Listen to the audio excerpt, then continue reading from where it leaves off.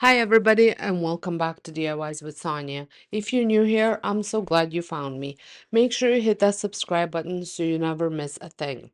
Today, we are making 4 stunning McGee & Co. and Pottery Barn dupes: a scalloped clay pot, a rosemary topiary tree, a footed decorative bowl, and a lantern makeover, all for a fraction of designer price. Everything comes from the dollar store and few craft supplies you probably already have at home. If you have ever loved a pottery barn piece but not the price tag, this video is for you. Grab your hot glue gun and let's get into it. Before we start though, if you enjoyed this video, hit the like button and drop a comment below telling me which of these 4 projects is your favorite. I cannot wait to read them.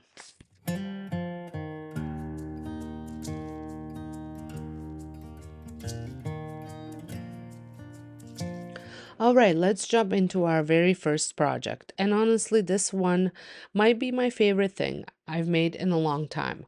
We are creating a gorgeous scalloped clay pot that gives off the most amazing old world artisan pottery vibe. Very McGee and Co., very Olive Atelier, and we are making it ourselves. Now, I found this large clay pot at the dollar store. You can find these at both Dollar Tree and Dollarama for just a couple of dollars. So this is already starting off beautifully budget-wise. I also picked up a block of air-dry clay in terracotta color. Now, it does not have to be terracotta, that is just what they had, and I decided to go for it. But any color will work here because we're going to be painting this beauty anyway. So, full transparency with you guys, if you have been on this channel for a while, you know the clay and I have had a complicated relationship. I am a work in progress, but I really wanted to create a scallop edging for this spot, and clay felt like exactly the right material to make that happen. So, here we go. I took the entire clay block and rolled it out up to about a 1/4 inch thickness. You want the surface nice and smooth and even. Once I had that, I cut the slab right in half. And it turned out perfectly because each half will fit exactly halfway around the pot. I did buy a second block just in case, but this worked out perfectly without it. Now here's the fun part. To create the scallop edging, I just took a butter knife and carefully cut out those little round scallop shapes along the top edge. It's actually much easier than it sounds. Here's another option. If you want a quicker method, if you have a large flower-shaped cookie cutter, you could cut it open and use the curved edges as your scalloped guide. I did not have one, so I winged it with the butter knife, and honestly, I think it turned out really pretty.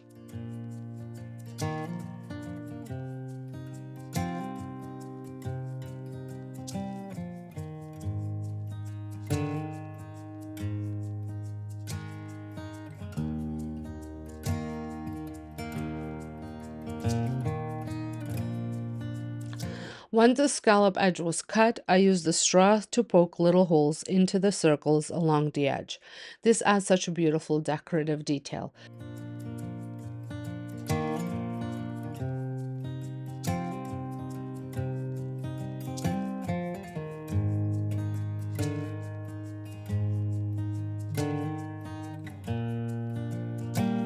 Then I took each piece and wrapped it around the rim of the pot, tucked in the edge slightly inward so the when it dries, sits securely on top.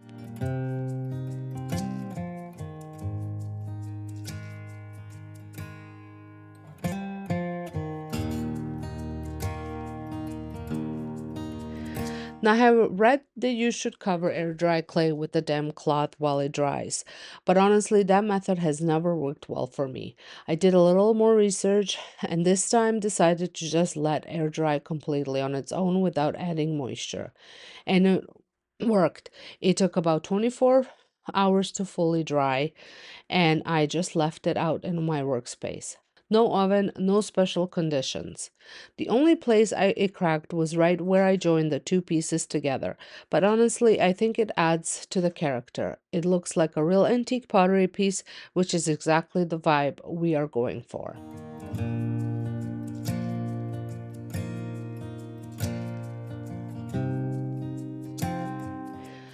Okay, now for the painting, and this is what it really starts to come to life. My inspiration for painted finish was Olive Ateliers. If you have not checked that, they are absolutely gorgeous and always such a great place to find pottery and vase inspiration. For my first coat, I used a chalk paint in color called Cobblestone. It's a beautiful cream color with just a hint of gray. Really soft, really elegant.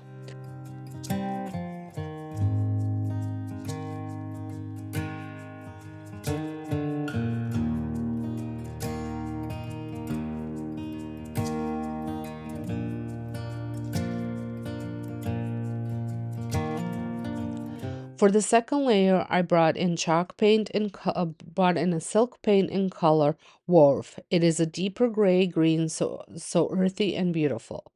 Now, here's my little trick. I did not wait for the first coat to dry. I wanted that to blend together organically, and painting wet on wet lets you do that exactly.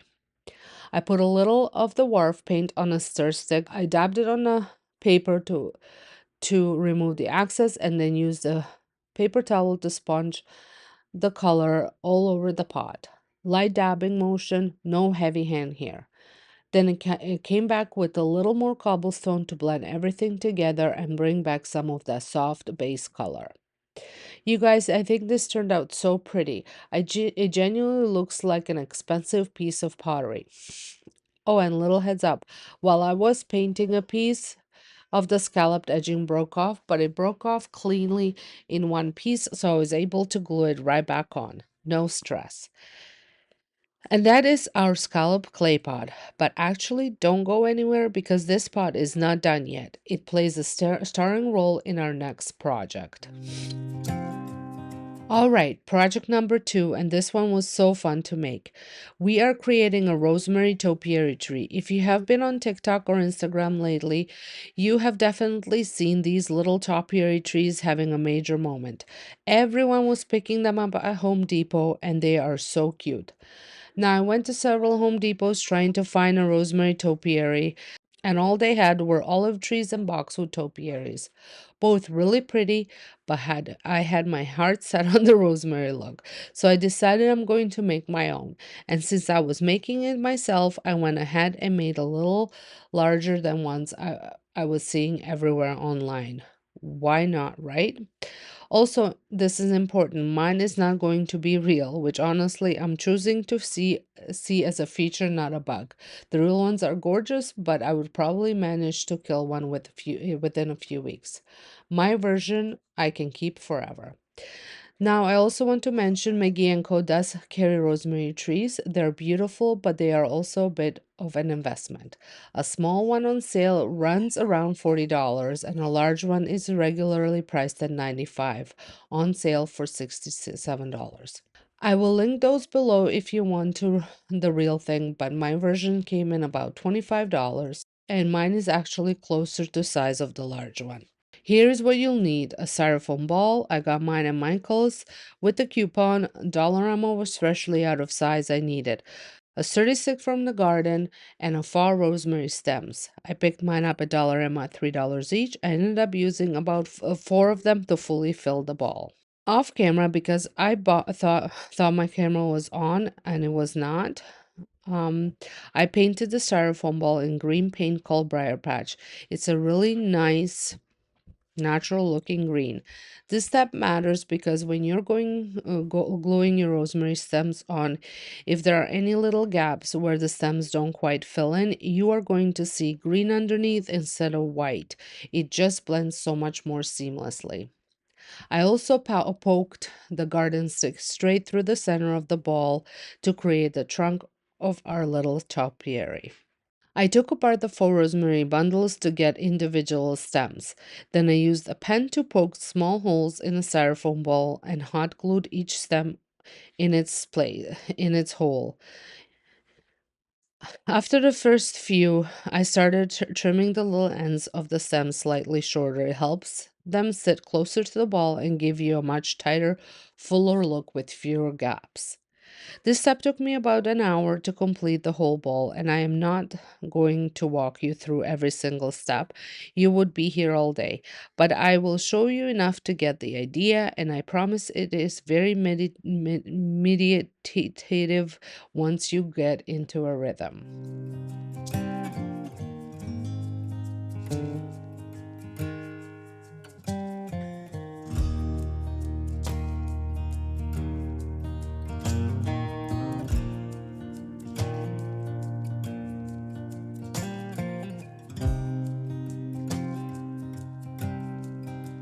Here it is all filled in, and I love that some stems stick out a little further than others. It gives it that real organic, just trimmed look. Absolutely stunning.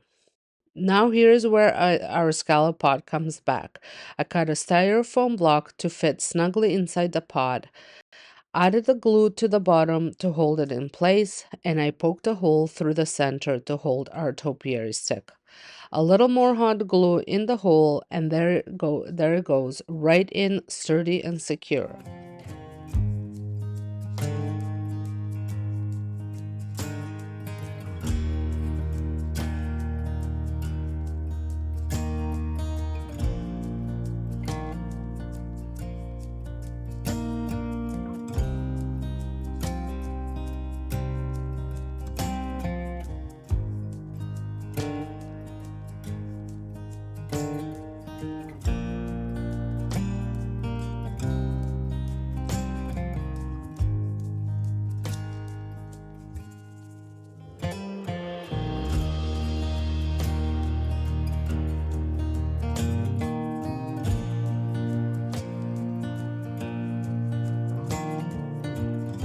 To finish the top of the pot, I filled in any gaps with green decorative moss from the dollar store. I also tucked some leftover wrapping material underneath the moss first, just to raise it up a bit and give it that full, lush look.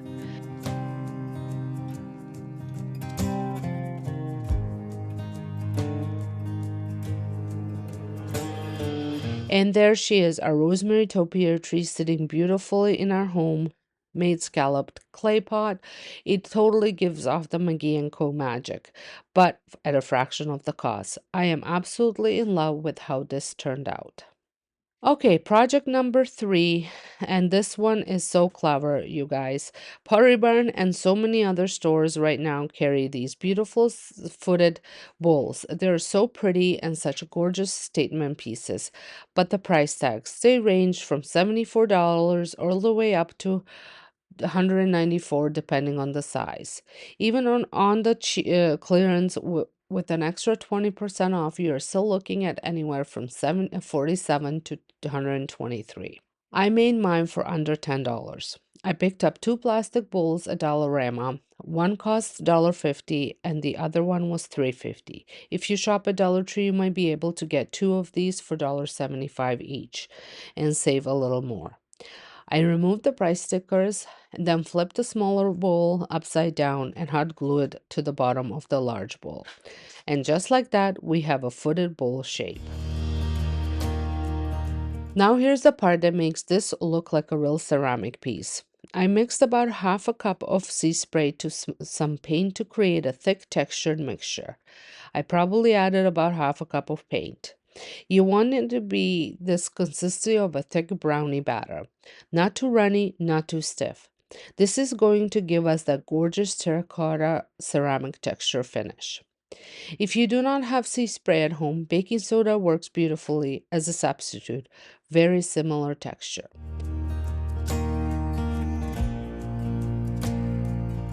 I started with the thinner coat first to get coverage everywhere, and then without waiting for it to dry, I went back in with a much thicker application. The whole piece only needed the one color, and within few hours it was completely dry.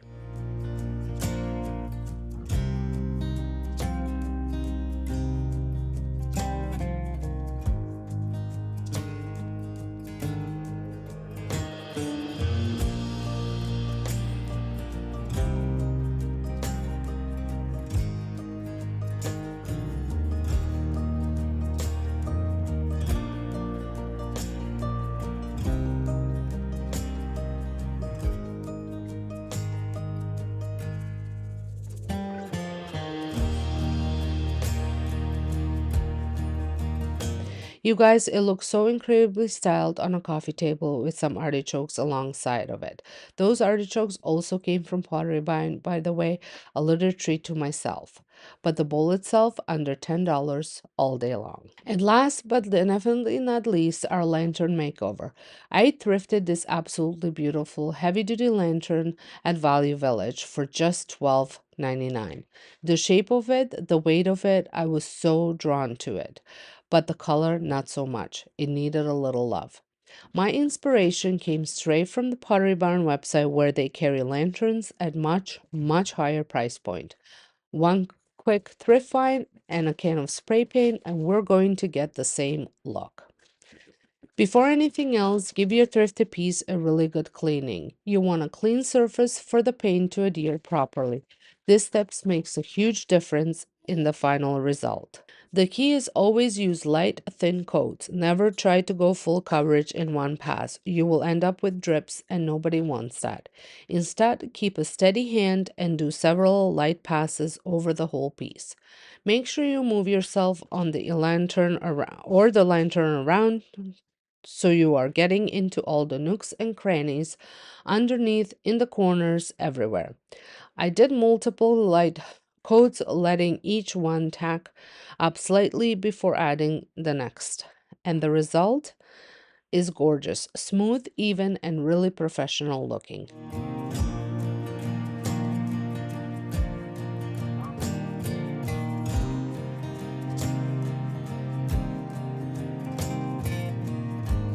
I have mine styled on a front porch right now and I am absolutely obsessed. It looks like something straight out of Pottery Barn catalog and it costs me a thrift store find and a can of spray paint. And that is a wrap in today's video, you guys, for gorgeous McGee and Co. Pottery Barn inspired dupes, all done on a real budget with materials from the dollar store and a little bit of creativity. I hope this video inspired you to look around your home and think about ways you could transform or create, because I truly believe that a beautiful home should have should not have to cost a fortune, and that is exactly what this channel is all about. Now, I need to know which of these four projects was your favorite. Pop in the comments below. I read every single one and love hearing from you. If you enjoyed today's video, please give it a thumbs up. It genuinely helps this channel more than you know. And I appreciate every single one of you who take a second to do that. And if you are not subscribed yet, what are you waiting for? Hit that subscribe button and little bell so you never miss a new DIY. I post new videos every week and would love to have you as part of our community. Thank you so much for watching, and I will see you in the next one.